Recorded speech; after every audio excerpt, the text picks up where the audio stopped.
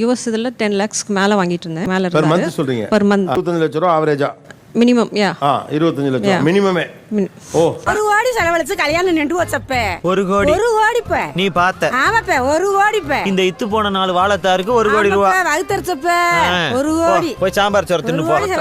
Friends, actually பர்சனலாக இந்த video நான் மேக் பண்ண காரணம் என்னன்னு பார்த்தீங்கன்னா, இப்போ நான் வந்து நார்மலாக ஒரு யூடியூபராக மட்டும் இருந்திருந்தேன் அப்படின்னா அந்த எபிசோட் வந்து எனக்கு பெரிய விஷயமா தெரிஞ்சிருக்காது. நான் ஒரு நார்மலாக மற்ற ஆடியன்ஸ் மாதிரி பார்த்துட்டு கடந்து போயிருப்பேன். ஆனால் ஆஸ் ஐடி கம்பெனி எம்ப்ளாயியாக வந்து அந்த வீடியோவை அந்த எபிசோட பார்க்குறப்ப எனக்கு என்ன தோணுது அப்படின்னா, ஏன் நம்ம ஐடி பீப்புள்ஸ் வந்து இவ்வளோ ஒரு பெருமை பீத்திட்டு இருக்காங்க அப்படின்னு தான் தோணுது. இந்த மாதிரி கலர் சட்டை எல்லாம் போடுறதுக்கு உனக்கு தகுதி வேணும்டா. எவ்வளவு நாளைக்கு தான் அந்த மூட்டையை முடிச்சு சைக்கிளை கட்டிக்கிட்டே அலைய போறீங்க? செண்ட் அடிச்சமா, செட்டில் ஆனமா, 4 குட்டிய பார்த்து கண்ணடிச்சமான இல்லாம இன்னும் உங்க அப்ப ஈசாக்கு மாதிரியே தெரியுறீங்களா? என்ன வெயில் தான் முடிங்களாச்சு போடலைன்னா 2 கண்ணு அவிஞ்சு போகும் போல் இருக்க. யூஎஸ் இதில் 10 lakhsக்கு மேலே வாங்கிட்டு இருந்தேன். ஹஸ்பண்ட் அதுக்கு மேலே பெர் மந்த் சொல்றீங்க? பெர் மந்த் 25 லட்சம் ரூபா ஆவரேஜா? மினிமம். 25 லட்சம் மினிமமே. ஓ, என்னது 25 lakhs-ஆ? நெஞ்சு வலிக்குதே.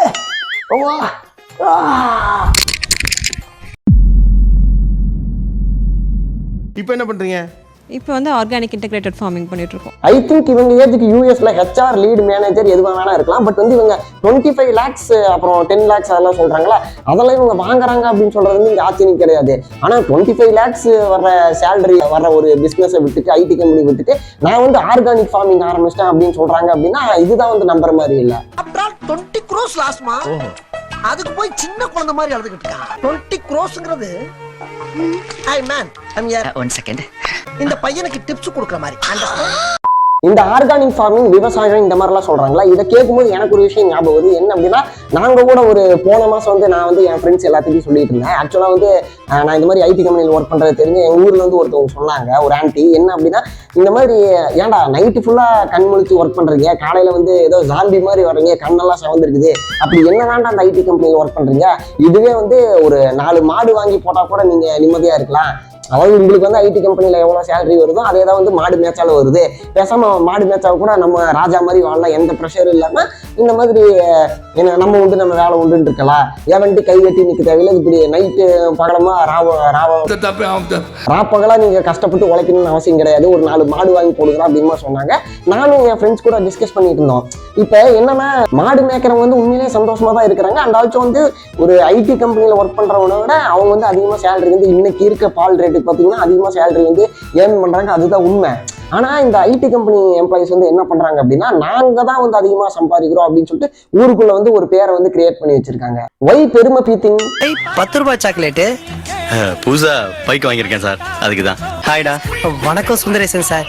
புதுசா ஒரு கார் வாங்கியிருக்கேன்டா, இந்த பக்கமா வந்தேன், அதான் உன்னை பார்த்து ஸ்வீட் கொடுக்கலான்னு. போடுங்க சார். இப்ப நான் ரொம்ப நாளா ஒரு விஷயத்த சொல்லணுன்ட்டே இருந்தேன். என்னன்னா, இப்போ ஒரு விவசாயம் பண்றவங்க கூட ஐடி கம்பெனில, அதாவது எம்என்சி கம்பெனில வேலை செய்யறவங்களோட அதிகமா தான் வந்து மணி ஏர்ன் பண்றாங்க. பட் அதை வந்து அவங்க வெளியே சொல்லிக்க மாட்டாங்க. ஆனா இந்த ஐடி கம்பெனில வேலை செய்யறவங்க வந்து என்ன பண்றான் அப்படின்னா, அவனோட ஆக்சுவல் சேலரியே சொல்ல மாட்டான். இப்போ ஒரு 15K 15,000 ரூபாய் சேலரி வாங்குறான் அப்படின்னா அவன் வெளியே வந்து 25,000 ரூபாய் 30,000 ரூபாய் வாங்குறேன் அப்படின்னு சொல்லிட்டு பில்டப் பண்ணிட்டு இருக்கான். ஏன் அது அப்படி சொல்றாங்க அப்படின்னு எனக்கு புரியல.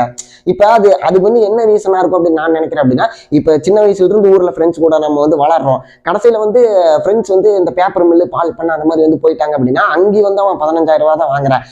இந்த சைடு ஐடி கம்பெனி எம்ப்ளாயி இருக்கான், அவன் ஐடி எம்ப்ளாயி ஆனாலும் வந்து அவனு வந்து 15,000 ரூபாய் தான் சம்பளம் வாங்குறான். இப்ப வந்து என்ன நினைச்சுக்கிறானு அப்படின்னா, ஒருவேளை நம்ம வந்து அவனுங்க வாங்குற, அதாவது இந்த மில்லுக்கு போறவனும் இவ்வளவு சேலரி தான் வாங்குறான், அதையவே நம்ம சொன்னோம் அப்படின்னா நமக்கு வந்து அந்த இடத்துல மதிப்பு கிடையாது அப்படின்னு வந்து அவன் நினைச்சுக்கிறான். அதாவது இந்த மாதிரி அவனு வந்து 15,000 ரூபாய் தான் வாங்குறான், நானும் 15,000 ரூபாய் தான் வாங்குறேன் அப்படின்னு சொல்லிட்டு அவன்கிட்ட சொன்னேன் அப்படின்னா என்னை வந்து மதிக்க மாட்டாங்க. அதாவது அதுக்கு நீ வந்து எதுக்கு ஐடி கம்பெனி போற, நீங்க எங்களை மாதிரி பேப்பர் மில்லுக்கே வரலாம்னா அப்படின்னு சொல்லிட்டு அவங்க நினைப்பாங்க. அப்படின்னு சொல்லிட்டு இவங்க என்ன பண்றாங்க அப்படின்னா, 15,000 ரூபாய் சம்பளம் வாங்கினாலும் இந்த மாதிரி நான் வந்து 25,000 ரூபாய் வாங்குறேன், 30,000 ரூபாய் வாங்குறேன் அப்படின்னு சொல்லிட்டு பில்டப் பண்ணிட்டு இருக்காங்க.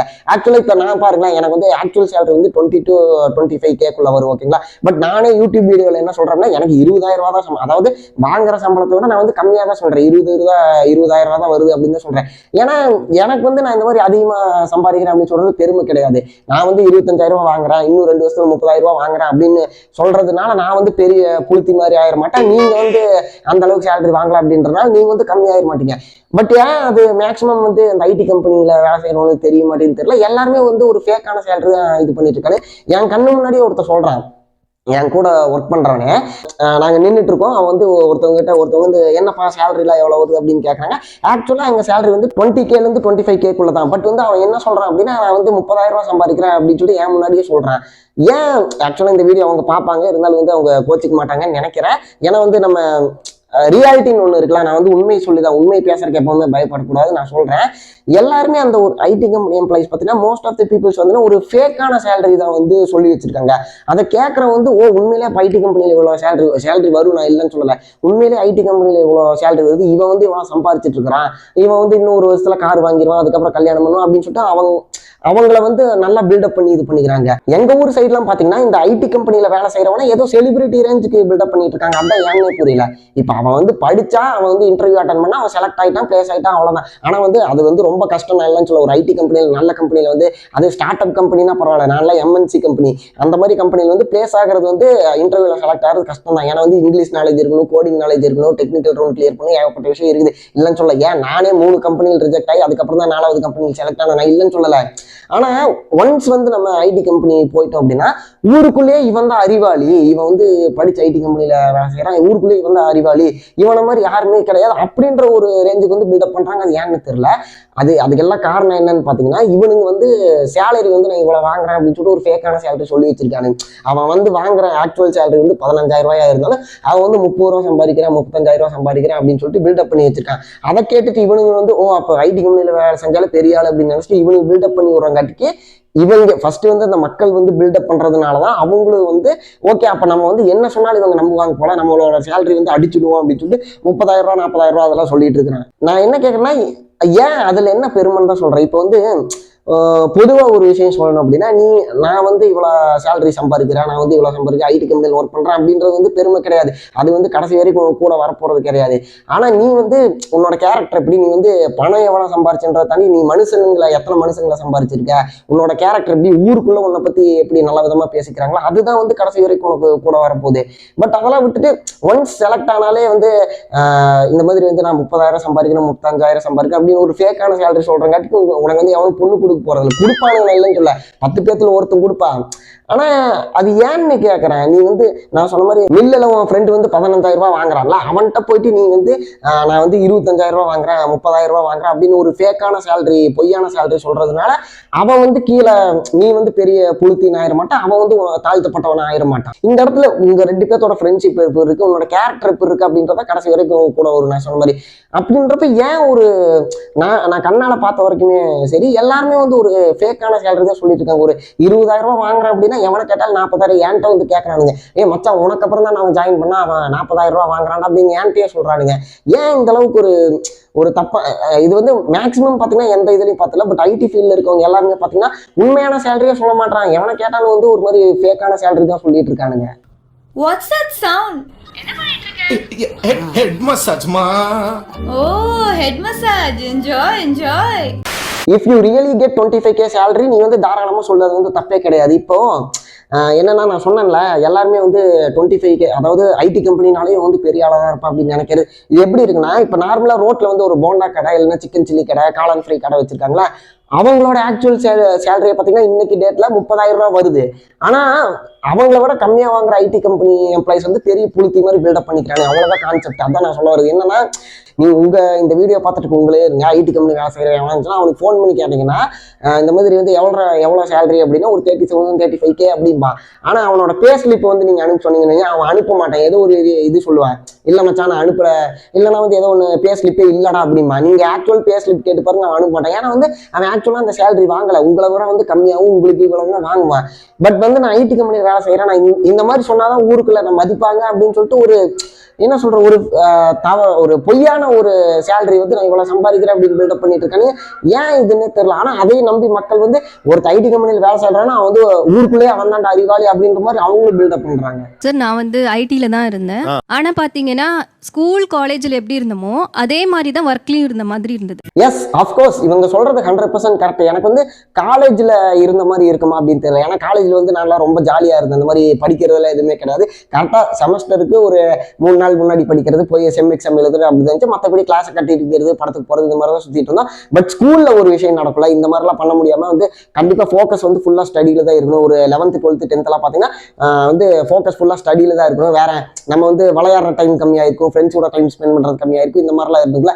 ஐடி கம்பெனி ஒர்க்குன்றது இப்போ வந்து கரெக்டாக அந்த டைமுக்கு வந்து நம்ம ஒர்க் பண்ண ஆரம்பிச்சோன்னா ஒரு மிஷின் மாதிரி வச்சுக்கோங்களேன். ஆன் பண்ணி விட்டால் அது வேசாட்ட ஒர்க் பண்ணிட்டு இருக்கும், ஆஃப் பண்ணி போட்டால் அது வேசாட்ட அமைதியாக இருக்கும். அது மாதிரி வந்து கரெக்டாக அந்த டைமில் வந்து ஒர்க் பண்ண ஆரம்பிச்சு கடகடன்னு மிஷின் மாதிரி வேலை செஞ்சுட்டே இருக்கணும். 10 எனக்குலாம் நைட் ஷிஃப்ட்டு. நாளில் என்ன எங்களை மாதிரி இருக்கவங்களாம் என்ன பண்ணுவாங்க அப்படின்னா நைட் ஃபுல்லாக மிஷின் மாதிரி ஒர்க் பண்ணிட்டு பகலில் வந்து கொஞ்சம் நேரம் தூங்கிட்டு அதுக்கப்புறம் பர்சனல் ஒர்க் பார்க்கறது.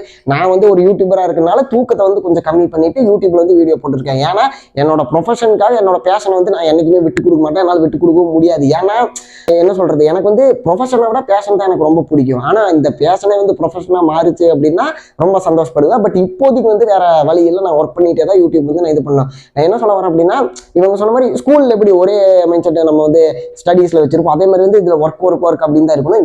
என்ன மாதிரி பேஷன் இல்லாதவன் பகல் ஃபுல்லாக தூங்குவான், கொஞ்சம் நேரம் எந்திரிச்சு எங்கேயோ வெளியே போகிறது அந்த மாதிரி பண்ணுவான். பட் வந்து ஆக்சுவலாக வந்து நிறைய பேர்னால அப்படி வந்து பண்ண முடியாது. என்ன மாதிரி யூடியூபர் இல்லை வந்து ஏதோ ஒரு பேஷன் இருக்கவங்களுக்கு பகல் டைமில் வந்து கண்டிப்பாக இந்த மாதிரி யூடியூப் வீடியோ எடுக்கிறது அந்த மாதிரி கொஞ்சம் ரிஸ்க் தான். எனக்கு பார்த்தீங்கன்னா முதல்ல நான் காலேஜ் டேஸில் ஸ்கூல் டேஸில் நல்லா தூங்குறதுக்கு வந்து நல்லா டைம் கிடைச்சு.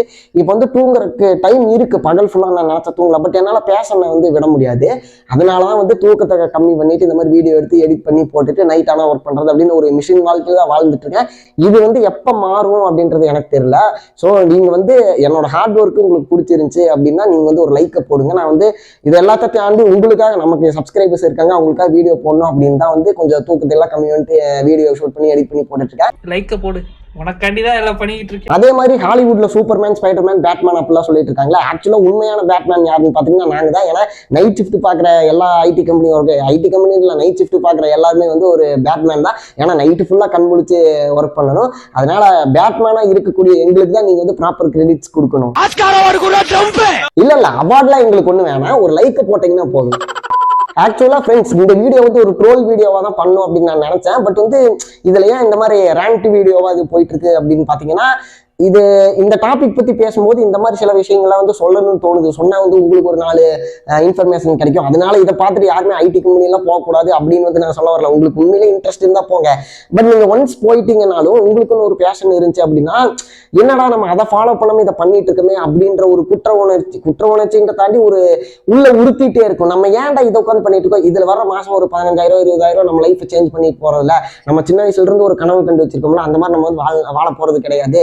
இப்போதைக்கு ஓகே சேலரி வருதா, நல்ல சேலரி வருது, இருந்தாலும் வந்து நம்ம பேசன்றது வேற, நம்ம அதை ஃபாலோ பண்ண முடியல அப்படின்ற விஷயம் வந்து உங்களுக்கு தோணும்.